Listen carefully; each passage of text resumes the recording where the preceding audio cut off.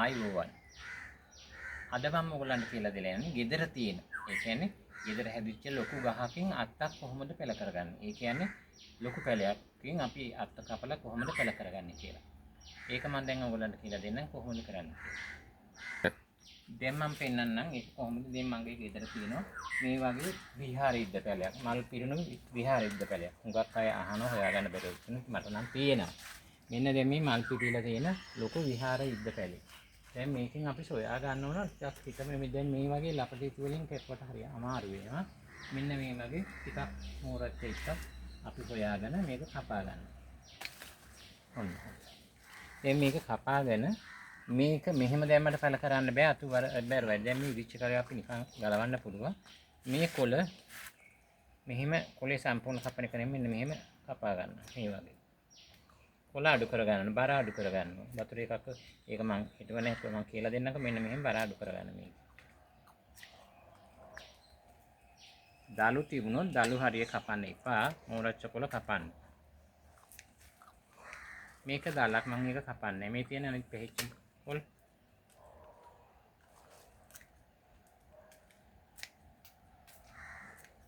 දැන් තියෙන්නේ ওই දලු තුනක් විතරයි. මෙන්න මේකේ දැන් අපි අරගෙන මම මේක හිතවන්න යන්නේ අද ඔයගොල්ලෝ ප්‍රශ්න මිශ්‍රණේ මේක ඉක්මනින් අත ගේ තියාගෙන මුල් අද්දවගෙන වතුරේ මුල් අද්දවගෙන විදිය මම කියනවා. අපි ඊට පස්සේ මේකට ගන්න ඕන කොමාරිකා ඉත්තක්. අරගෙන පොඩි කෑල්ලක් කපලා ඒකෙන් අපි මේක හෝමෝන් එකක් මේක තියෙනවානේ. අපි කොමාරිකා ටිකක් අරගෙන ටිකක් කොමාරිකා කෑල්ල මෙන්න මෙහෙම අපි මේක හොඳට ඇතුළට කාවා දෙන්න මෙහෙම කරගන්න. ඒ කියන්නේ පුළුවන් නම් විනාඩි 10ක් වගේ මේක තිබුණත් කමන්නේ. මට වීඩියෝ එකේ ඉන්න ඉතින් එහෙම අමාරුයිනේ.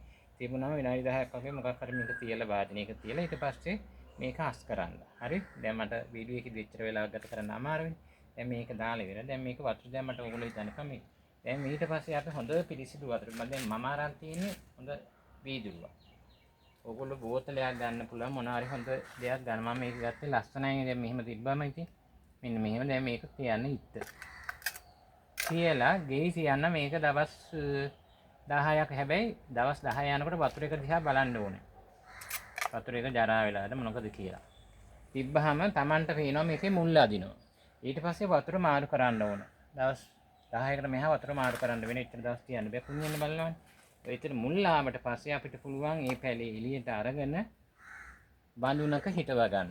ඒක තමයි වඩාම ලේසිම ක්‍රමය. නැත්තම් සමහරට මේ ඉතිපල කරන ටිකක් අමාරුයි. ඉතින් විහාරයේ. ඉතින් මේක තියෙනකොට අපිට මේන මුල් ඇදලා. ඊට පස්සේ අපි මුල් ඇදපු ඉක්ක අරගෙන ඉස්සෙල්ලාම පස් මිශ්‍රණයකට දාන්න නැතුව කොහොබත් මිශ්‍රණයක් අරගෙන කොහොබස් මිශ්‍රණය හදලා පොඩි භාජනයක දාලා ඒකේ තියලා සති දෙකක් විතර යනකොට කොහොබත් එකම සම්පූර්ණ මුලට ගෙඩිය වගේ හදෙන්න. ඊට පස්සේ ඒක Tamanට ඕන විදියට අපි දැන් බෑග් එකක නැත්තම් පෝච්චියක හැබැයි මේම ගේ තියන්න බෑ. මේක ටිකක් අවරස්මේ වුණ පැලයක්. එළියට දාන්න පුළුවන්. අපි හිතමු පෝච්චියක් කියලා. සාමාන්‍ය පෝච්චියක නෙමෙයි ලොකු පෝච්චියක හිටවන්න. මොකද මේක දැන් මගේ ගහ ගොඩක් ලොකුයි. මම බිම හිටවලා තියෙන්නේ. පෝච්චියේ තිබිච්ච එකක් තමයි මම බිම හිටෙව්වේ. දැන් මේක ලොකු විශාලයට ගහ හැදෙනවා. හැමදේම මල් පිපෙනවා. දැන් ඕගොල්ලන්ට තේරෙන්නේ ඇති කියලා මම හිතනවා.